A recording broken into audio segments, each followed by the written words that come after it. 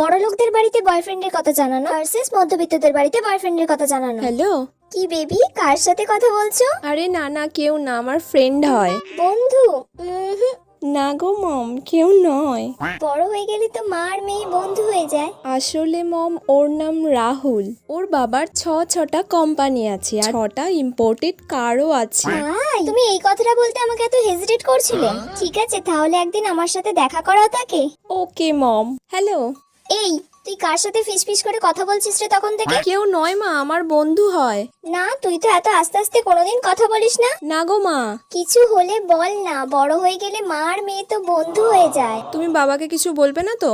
আচ্ছা, তোর বাবাকে আমি বলবো না। আমি ওই পাড়ার পল্টুকে খুব ভালোবাসি। ওই পাড়ার ওই ভ্যানোলার ছেলে পল্টুর সাথে তুমি প্রেম করছো? আজকেই আমি তোর বাবাকে বলবো। কলেজ যাওয়া তোর আমি বন্ধ করে দেবো, দাঁড়া। তুমি যে বললে বাবাকে কিছু বলবে না।